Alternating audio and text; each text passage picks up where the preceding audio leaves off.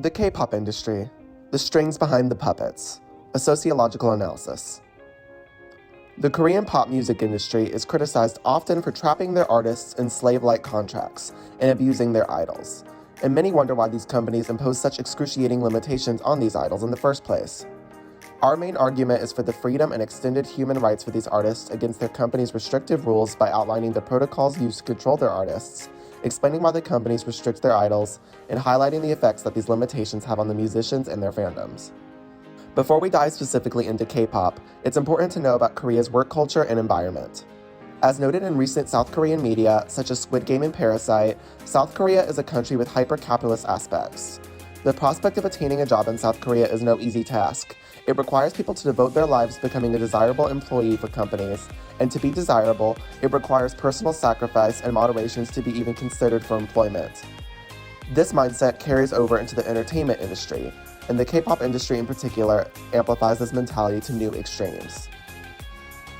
Powerhouse entertainment companies like YG, JYP, SM, and HYBE are leading agencies in recruiting people to become K-pop idols. These companies train future idols, pick their future debut group, and organize their lives and careers. These companies often have 7-year-long contracts with these debuting idols that bind them to the group and the company. In these contracts, idols are basically selling away their whole lives to these companies. Everything from the way they dress, the food they eat, who they live with and interact with, and what items they own are forever governed by these companies. The ones who are auditioning to be part of these groups are often young people, typically 11 to 18-year-olds. The willingness for these young people to forgo their personal lives in search of fame and success show how in Korea, you're socialized to accept that your youth is to be used for building a successful future, not just for living childhood out. Generally, trainees live in company dormitories where their diets, love lives, and behaviors are controlled by these agencies. The trainee process can last anywhere from a few months to as many as 15 years. Once the company finds a suited group for a trainee, they then become pre-debut idols. During this period, they work on attempting to gain an audience and fandom so that when they do finally debut, they are successful. During this time, they may start releasing teaser videos, dance performances, or participating in fan meetings. Once they gain enough attraction to release their debut music video and begin making public appearances, the next 7 years of their lives are now devoted to being an idol and keeping a good image for their company and group. With the incredible success of K-pop, a growing spotlight on the industry's harsh contracts and conditions become a major topic globally. Fans started noticing the cruel conditions these companies were enforcing on their idols via contracts. There's even a word for such contracts, noye kayak, aka slave contracts. This refers to an unfair long-term contract between Korean idols and their management agencies. In an attempt to control every part of an idol's career and their personal life, companies make idols abide by particular rules. There are many motives to these examples, but they all lead towards achieving success and keeping the image of the group perfect. According to most contracts, idols must reimburse their management agencies for their years spent as a trainee and for any singing or dancing lessons, wardrobes, and cost of living.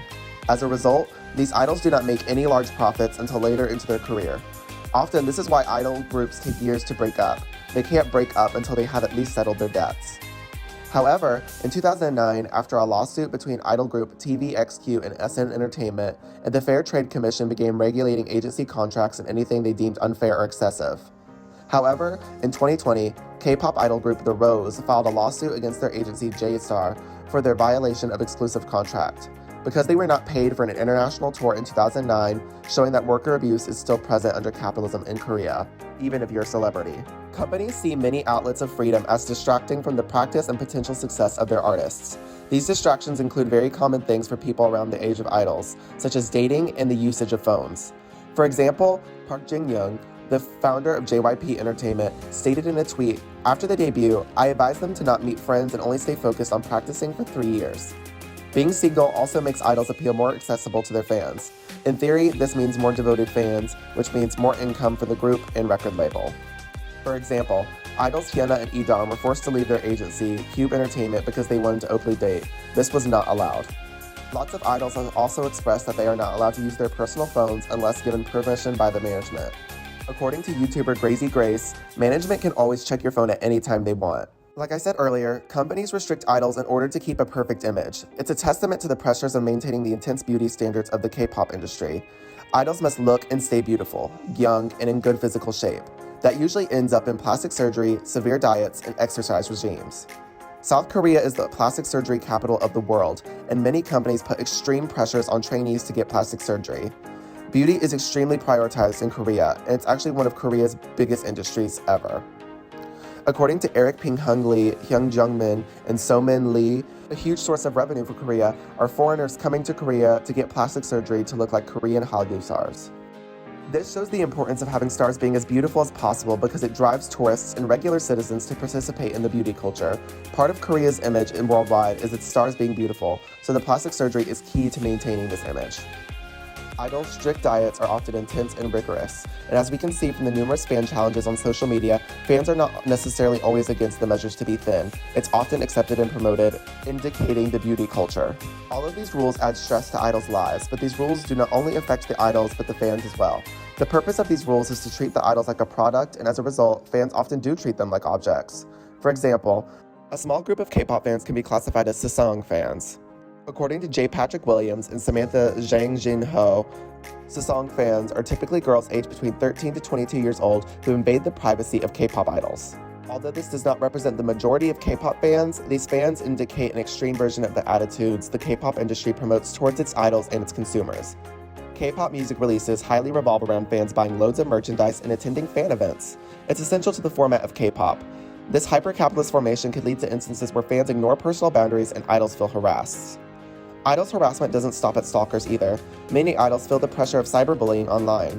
K-pop nowadays often heavily relies on internet for promotion, with idols performing on music shows, variety shows, and doing V-Lives, which are essentially live streams. The ubiquitous presence of K-pop idols online allow people to criticize them heavily and harshly, and more often than not, anonymously. This harassment has led to many mental health problems for the artists, as they're receiving pressure from both their talent agencies and people online to fit the high standards of beauty and talent in Korea. Idols like Sully from FX, Guhara from Kara, and Jungyoung from SHINee all committed suicide, with cyberbullying being a main issue in each of their lives. Korea has a high suicide rate in general, with their suicide rate in 2011 being 31.7%, ranking first in OECD countries. As we see from suicides from the idols, the intense nature of the industry contributes to this. But since celebrities are idolized so much in Korea, their actions can often affect fans as well. In 2005, Korean actress Lee Jung-woo killed herself by hanging, and media covered her suicide for weeks. As a result, suicides by hanging increased numerously in the following weeks. People were copying her death. Celebrities' deaths inadvertently affect fans and can lead to changes in mental health in Korea due to their position in society. For example, the number of suicides by hanging, the method that Lee used during the 4 weeks after her death, increased 145.8% compared to those during the 4 weeks before. The culture between K-pop idols and fans can be toxic for both, but the levels of toxicity are not mutual. Idols cannot escape the limelight as easy and receive way more negativity as a result of their vocation. This problem is ultimately rooted in the work culture of Korea and how Korean audiences consume K-pop and the idols that make the music what it is. Mental health due to fame is nothing new, but in K-pop it feels more extreme due to the nature of the industry. They sign away many freedoms due to these severe slave-like contracts, and as a result, they're puppets on a string controlled by talent agencies. The issue is that they can't control where the string goes, and in the end, the problem continues.